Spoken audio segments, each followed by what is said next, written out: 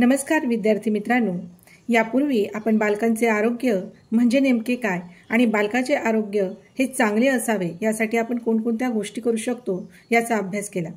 त्यासोबतच लसीकरण म्हणजे काय आणि बालकाला कोणत्या वयात कोणती लस द्यायची याविषयी आपण विस्तृत माहिती घेतली आहे। या व्हिडिओमध्ये आपण बालकाचा आहार जो आपण नेहमी म्हणतो की चौरस आहार असायला हवा, तर चौरस आहार म्हणजे नेमका काय आणि या चौरस आहारात कोणकोणत्या घटकांचा समावेश असावा याची माहिती मिळवणार आहोत। चौरस आहार म्हणजे असा आहार ज्यामध्ये शरीराला आवश्यक असलेले सर्व पोषक घटक योग्य प्रमाणात समाविष्ट असतात। या पोषक घटकांमध्ये कर्बोदके, प्रथिने, स्निग्ध पदार्थ, जीवनसत्व, खनिज आणि पाणी यांचा समावेश होतो। म्हणजे आपण ज्याला carbohydrate, proteins, fats, vitamins, minerals असं म्हणतो, या सगळ्या घटकांचा चौरस आहारात समावेश होतो। मग हे सगळं आपल्याला कशातून मिळेल? तर चौरस आहारात समाविष्ट असणारे पदार्थ कोणते असावेत? तर धान्य ज्यामध्ये गहू, ज्वारी, बाजरी, तांदूळ, डाळी आणि कडधान्य ज्यामध्ये मूग, हरभरा, तूर, मसूर आणि फळे, भाज्या ज्या हंगामानुसार जी भाजी किंवा फळं मिळतात त्यांचा विशेषत्वाने आपल्या आहारात समावेश असला पाहिजे। आता आपण बघतो हल्ली कोणतीही भाजी कोणत्याही ऋतूमध्ये उपलब्ध होते, परंतु हे खूप महत्त्वाचं आहे की आपण जी भाजी खातो किंवा जी फळं खातो ती हंगामानुसार मिळणारी असावी। त्यानंतर दुग्धजन्य पदार्थ ज्यातून आपल्याला मोठ्या प्रमाणात प्रोटीन्स मिळतात ते म्हणजे दूध, दही, पनीर, ताक। प्रथिनयुक्त पदार्थ जे आहे त्यामध्ये अजून जे आपण म्हणतो व्हेजिटेरियन अँड नॉन व्हेजिटेरियन, तर जे शाकाहारी आहे त्यांना आपण म्हटलं की त्यांच्यासाठी आपण अंडे, मासे, मांस यासारख्या गोष्टी शाकाहारींसाठी आपण वापरू शकत नाही। मग हे मांसाहारींसाठी या गोष्टी प्रथिनयुक्त पदार्थ ते खाऊ शकतात, परंतु जे शाकाहारी व्यक्ती आहे त्यांच्यासाठी आपण सोयाबीन, पनीर, डाळी असा त्याला पर्याय शोधू शकतो। स्निग्ध पदार्थामध्ये कमी प्रमाणात तेल असावं, तूप, बिया, सुकामेवा असे पदार्थ बालकांना द्यायला हवे। थोडक्यात चौरस आहार म्हणजे असा आहार जो आपल्या शरीराची सर्व पोषणविषयक गरज पूर्ण करतो आणि आपल्याला निरोगी जीवन जगण्यास मदत करतो। मग आता या चौरस आहाराचे फायदे काय आहे? तर सगळ्यात महत्त्वाचं म्हणजे उत्तम आरोग्य जर आपल्याला हवं असेल आपल्या बालकासाठी किंवा स्वतःसाठी देखील, तर या चौरस आहारामुळेच आपलं शरीर निरोगी आणि तंदुरुस्त राहते। आता सध्या एक फॅड चालू आहे की डाएट केलं पाहिजे, वजन नियंत्रित ठेवण्यासाठी डाएट करणं खूप गरजेचं आहे आणि मग वेगवेगळे डाएट प्लॅन आपल्यासमोर ठेवले जातात। मग हे डाएट प्लॅन जे असतात त्याच्यामध्ये विशिष्ट डाळी किंवा विशिष्ट पदार्थच 8 दिवस तुम्ही खा म्हणजे तुमचं वजन कमी होईल, अशा प्रकारचे गैरसमज आपल्या मनात घातले जातात। आणि मग काही लोक फक्त मग मुगाची डाळ खातील किंवा मग फक्त एखाद्या भाजीचं पाणी करून आणि पोळीसोबत खातील, तर हे अत्यंत चुकीचं आहे। आरोग्याच्या दृष्टीने आपल्या शरीराला प्रत्येक घटक मिळणं गरजेचं आहे आणि ते प्रमाणात असणं गरजेचं आहे। जे आपण घेतो आहे त्या चौरस आहारामध्ये एकाच घटकावर अधिक भर देऊन तोच घटक आपण वारंवार घेतला तर त्याचाही शरीरावर विपरीत परिणाम होतो। रोगप्रतिकारशक्ती वाढवायची असेल तर आपल्याला चौरस आहाराची मदत मिळते, कारण आपली इम्युनिटी पॉवर वाढवायची असेल, अनेक रोगांपासून आपल्याला दूर राहायचं असेल, तर या चौरस आहारातील प्रत्येक घटक आपल्या शरीरामध्ये इम्युनिटी पॉवर निर्माण करत असते। त्यानंतर चौरस आहार घेतला तर तुम्हाला दिवसभर ऊर्जा जाणवते, शारीरिक विकास होतो, मुलांचा मानसिक विकास होतो आणि या एकूणच आपण म्हणू शकतो की सर्वांगीण विकास होतो। आणि जो गैरसमज मी आता तुम्हाला सांगितला की वजन नियंत्रित करण्यासाठी विशिष्ट पदार्थ खा, विशिष्ट औषध घ्या, हे सगळ्या गोष्टी फोल आहेत। वजन नियंत्रित ठेवण्यासाठी तुम्हाला चौरस आहार घेणं याच्याशिवाय उत्तम पर्याय नाही। प्रत्येक आहार, प्रत्येक जो तुम्ही जेवणाचा पदार्थ घेणार आहे तो नियंत्रित असला पाहिजे, तो व्यवस्थित चौरस आहारामध्ये येणारा असला पाहिजे, हे खूप महत्त्वाचं आहे। मग चौरस आहारामध्ये आपल्या बालकाला किती आहार द्यायला पाहिजे असा प्रश्न आपल्या सर्वांच्या मनात असतो। म्हणजे नेमकं मी माझ्या मुलाला किंवा मुलीला चौरस आहार म्हणून दिवसभरात काय खायला देऊ शकते, अशा प्रश्नाचं उत्तर देखील मी तुम्हाला आज देणार आहे।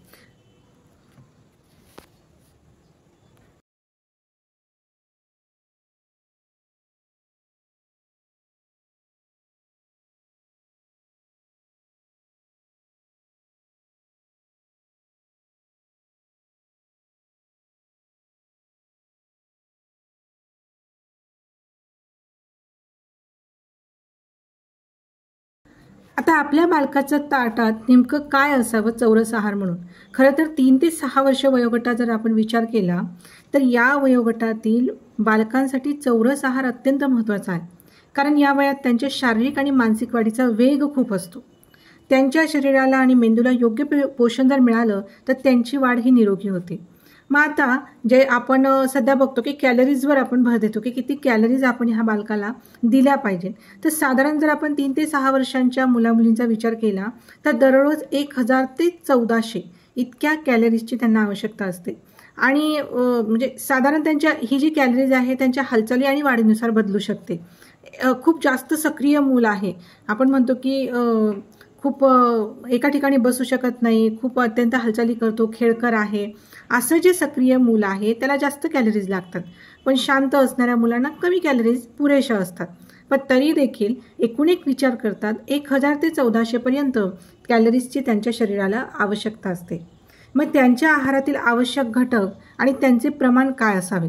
तर बघा, या वयोगटातील मुलांच्या आहारात कर्बोदके म्हणजे आपण कार्बोहायड्रेट जे म्हटलं आहोत ते त्यामध्ये त्याचे स्रोत काय असावे? मग गहू, ज्वारी, बाजरी, तांदूळ, ओट्स, बटाटा, साबुदाणा या पदार्थांमधून कार्बोहायड्रेट मिळतात. परंतु याचं प्रमाण किती असावं? एकूण कॅलरीजपैकी 50 ते 60% कर्बोदकांमधून यायला हवे. या गोष्टीचं आपण ही गोष्ट आपण लक्षात घेतली पाहिजे. 50 ते 60% कर्बोदकांमधून म्हणजेच कार्बोहायड्रेट म्हणून मिळालं पाहिजे.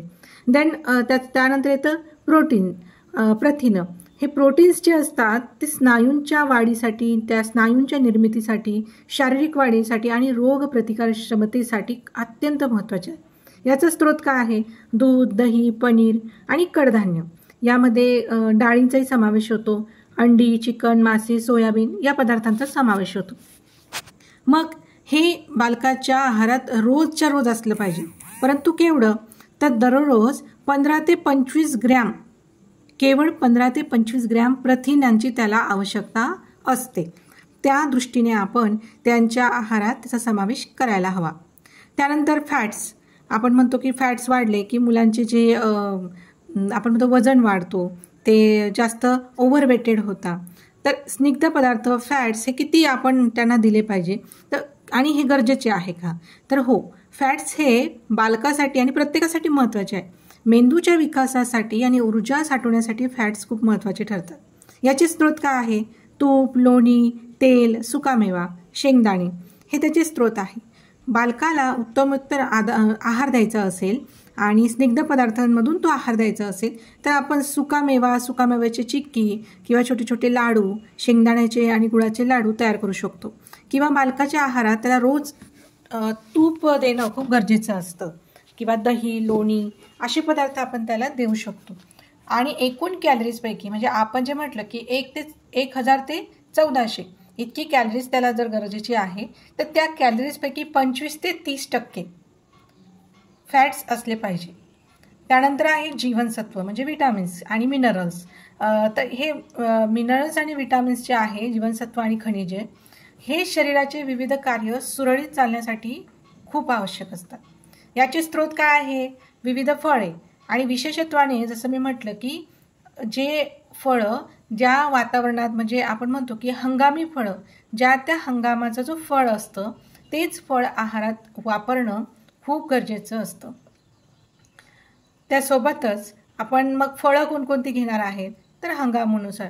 आणि साधारण केळी, सफरचंद, पपई, पेरू, द्राक्षे आणि भाज्यांमध्ये गाजर, बीट, पालक, मेथी, ब्रोकोली असे अनेक पदार्थ आपण या जीवनसत्व आणि मिनरल्समध्ये यूज करू शकतो.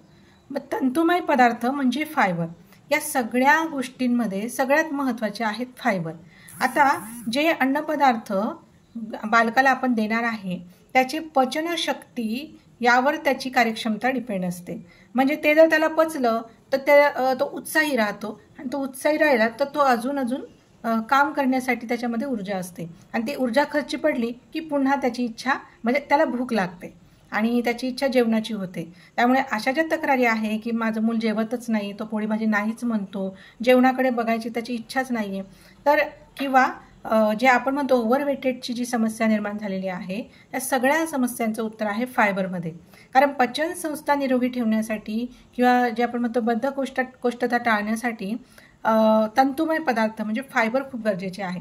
मग याच्यामध्ये फळभाज्या, भाज्या, संपूर्ण धान्य यांचा समावेश होतो आणि साधारण काकड्या म्हणजे कच्ची काकडी किंवा आपण कोशिंबीर म्हणतो, हे मुलांच्या आहारात अधिकाधिक प्रमाणात समाविष्ट केलं पाहिजे. यातून त्यांच्या शरीरामध्ये फायबर जाईल आणि त्यांची पचनसंस्थाही सुरळीत चालेल आणि या सगळ्या पदार्थांचे व्यवस्थित पचन व्हावं आणि विरेचन व्हावं जेही असेल तर त्यासाठी पाणी हे खूप महत्त्वाचं आहे. दिवसभरात योग्य प्रमाणात पाणी पिणं हेही तितकंच महत्त्वाचं ठरतं. मग आपल्या बाळाचं ताट कसं असावं, त्यात कोणकोणते पदार्थ असावेत? तर मुलांना जेवण देताना त्यांचे ताट रंगबिरंगी आणि आकर्षक असावे. म्हणजे रंगबिरंगी आणि आकर्षक, मग त्याला आपल्याला रंगवायचं आहे का? तर नाही. रंगबिरंगी आकर्षक म्हणजे चौरस आहारांनी भरलेलं. जसं बघा, सकाळचा नाश्ता जर आपल्याला द्यायचा असेल आणि आपण जर वरील सगळ्या आता जे शिकलो की चौरस आहारामध्ये कोणत्या घटकांचा समावेश असला पाहिजे त्यांचा जर विचार केला तर नाश्त्यामध्ये कोणते पदार्थ असायला हवे? तर पोहे, उपमा, इडली, डोसा, थालीपीठ किंवा एखादा पराठा. यासोबत त्याला 1 ग्लास दूध किंवा वाटीभर दही देणं गरजेचं आहे. आणि त्याचं प्रमाण किती असलं पाहिजे? ते लहान वाटीभर नाश्ता असला पाहिजे आणि 1 ग्लासभर दूध किंवा वाटीत दही. म्हणजे पोहे आवडत आहेत म्हणून तो 2 प्लेट पोहेच खातोय आणि ते जेवणासारखं खातोय, तर हेही अत्यंत चुकीचं आहे. हा झाला त्याचा नाश्ता. त्यानंतर जेव्हा तो जेवण सकाळची न्याहारी करेल म्हणजे सकाळचं स्नॅक, मिड मॉर्निंग स्नॅक आपण ज्याला म्हणू शकतो नाश्त्यानंतर, तर त्याने एखादं फळ खावं किंवा मग सुकामेवा खाऊ शकतो. आणि त्याच्यात प्रमाण किती असावं की फळ हे छोटं मध्यम आकाराचं असलं पाहिजे. म्हणजे कोणतीही गोष्ट आता आपण त्याचं शेड्यूलची जे म्हणजे दिवसभरात त्यांनी काय खाल्लं पाहिजे याचं शेड्यूल बघतो आहे की सकाळचा नाश्ता झाला त्याचा, त्यानंतर न्याहारी झाली म्हणजे आपण त्याला मिड मॉर्निंग स्नॅक म्हणतो, आणि मग आता त्याचं दुपारचं जेवण. आता मिड मॉर्निंग स्नॅक म्हणजे तो जेव्हा समजा सकाळची शाळा आहे आपल्या बाळाची, तर आपण त्याला ते फळ वगैरे देऊ शकतो किंवा मग जो सकाळच्या नाश्त्याचे पदार्थ आहे आपण त्याला देऊ शकतो आणि त्यातच त्याला ते सुकामेवा थोड्या प्रमाणात किंवा मग एखादं फळ देऊ शकतो. त्यानंतर दुपारचं जेवण कसं असावं? तर 1 लहान चपाती किंवा छोटी भाकरी, 1 वाटीभर भात असला पाहिजे, त्यावर 1 वाटी डाळ असली पाहिजे आणि 1 वाटी भाजी असली पाहिजे, पालेभाज्या किंवा इतर कोणती पण. आणि त्यासोबत समजा त्यांनी सकाळी दही दूध घेतलेलं नाही आहे तर त्यासोबत तुम्ही दही किंवा ताक देऊ शकता. आणि प्रत्येक पदार्थ लहान वाटीमध्ये म्हणजे लहान वाटीचं आपण प्रमाण सांगतोय, कारण बऱ्याचदा पालकांची असा गैरसमज असतो की माझं बालक तर अर्धीच पोळी खात आहे, तर त्यांनी तर 2-2 पोळ्या खायला पाहिजे, बाकीची मुलं कसे खात आहे. तर ज्याच्या त्याच्या पचनसंस्थेचे जो विकास आहे त्यावर ते डिपेंड असतं. पण मुलांचा आहार हा असाच असावा. 1 चपाती, 1 वाटीभर भात, 1 वाटी डाळ, 1 वाटी भाजी, त्याच्यात थोडं दही किंवा 1 वाटी दही किंवा 1 वाटी ताक, अशा प्रमाणात त्याचं दुपारचं जेवण असायला हवं. त्याच्यानंतर संध्याकाळी 4 ते 5च्या दरम्यान त्याला थोडंसं आपण म्हणतो इव्हिनिंग स्नॅक दिलं गेलं पाहिजे. मग इव्हिनिंग स्नॅकमध्ये बऱ्याचदा पालक काय करतात की दूध किंवा चहा जे पण असेल त्याच्यासोबत मग काहीतरी बिस्किट वगैरे देतात, तर हे सगळ्यात धोकादायक आहे. त्याऐवजी तुम्ही लाडू तयार करा, शेंगदाण्याचे लाडू किंवा भाजलेले चणे किंवा आपण त्याला म्हणू शकतो भेळ तयार करणं, छोटंसं म्हणजे भेळमध्ये अनेक कोशिंबीरचे पदार्थ टाकणं, हे न्याहारीमध्ये किंवा इव्हिनिंग स्नॅकमध्ये असलं पाहिजे. याला पर्याय म्हणजे तुम्ही मुरमुऱ्यांचा चिवडा पण करू शकता. आता त्याचं प्रमाण कसं असलं पाहिजे? तर 1 लहान लाडू, 1 लाडू त्याला संध्याकाळच्या स्नॅक्समध्ये किंवा न्याहारीमध्ये पुरेसं आहे. आता रात्रीचं जेवण म्हणजे डिनर हे कसं असावं, त्याच्या ताटात काय असावं? तर दुपारचं जेवणाप्रमाणे आपण जसं म्हटलं की डाळ भात असला पाहिजे, 1 चपाती असली पाहिजे, भाजी असली पाहिजे. मग डाळ भातला पर्याय तुम्ही खिचडी देऊ शकतात. तर नुसतीच खिचडी डाळ भात खाल्ला तरी चालणार आहे त्याने, आणि नुसतीच चपाती आणि भाजी म्हणजे भाजी आणि चपाती खाल्ली तरी चालणार आहे. या सगळ्यांचं प्रमाण पुन्हा लक्षात घ्या की लहान वाटीभर असलं पाहिजे. आता काही महत्त्वाच्या गोष्टी ज्या सगळ्या पालकांसाठी आहेत, सगळ्या अंगणवाडी सेविकांसाठी आहे की जर मुलासमोर आपण जेवण दिलं किंवा जे वाढलेलं आहे ते मुलांना जबरदस्तीने खायला सांगू नये. त्याच्या आवडीनुसार आपण जेवणात बदल करत राहायला हवा. म्हणजे आता मी तुम्हाला सांगितलं की त्याचं ताट असलं पाहिजे, 1 वाटीभर भाजी, 1 चपाती, डाळ, भात. तर हेच रोज रोज न करता याच्यामध्ये थोडंसं नाविन्यता आपण आणू शकतो. उसळी तयार करू शकतो, वेगवेगळ्या पदार्थाचे पराठे तयार करू शकतो. तर त्यांच्या आवडीनुसार जेवणात बदल करा.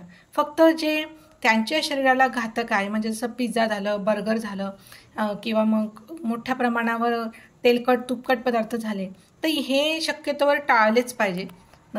परंतु पौष्टिक आहार देताना जेवणात त्यांचा तुम्ही पोषण तत्वांच्या मूल्यांचा विचार करून तो बदल करायला हवा. त्यानंतर पाणी पिण्यास त्यांना प्रोत्साहन द्या. म्हणजे त्याला आठवण द्या येता जाता, तू थोडं पाणी पी. कारण काय होतं, बरेचदा खेळण्याच्या सगळ्या गोष्टींमध्ये खेळताना किंवा बडबड करताना, गप्पा करताना, त्याचा अभ्यास करताना की आपण मोठे असून आपण सुद्धा पाणी पिण्यात बऱ्याचदा विसरतो. तर लहान मुलांना त्या गोष्टीचं फार सिरियसनेस नसतं. त्यामुळे त्याला वारंवार पाणी पिण्याची आठवण द्या. आणि जसं मी पहिल्यांदा बोलले की जबरदस्ती नका करू, फक्त आठवण द्या, थोडं पाणी पिऊन घे म्हणून. त्याच्यानंतर जे गोड आहे, तळलेले पदार्थ आहे, त्या पदार्थांचे जे प्रमाण आहे त्यांना देण्याचे ते मर्यादित ठेवा. आणि जेवणाच्या वेळा निश्चित करा, जेणेकरून त्यांना सवय लागेल आणि त्यांच्या एकूण एक शरीरालाच ती सवय लागते. तर अशा प्रकारे प्रत्येक बालकाची गरज ही वेगवेगळी असू शकते. त्यामुळे आपण त्यांच्या आहारात योग्य तो बदल करायला हवा. तर आपल्या बालकाच्या आहारात आणखी काय बदल करायला हवे किंवा त्याबाबत जर आपल्याला काही शंका असेल तर आपण कमेंट बॉक्समध्ये मला विचारू शकतात. नक्कीच आपल्याला योग्य उत्तर देण्याचा प्रयत्न करेल. तर चला आपण आता इथे थांबूयात. तुम्हाला सगळ्यांना धन्यवाद.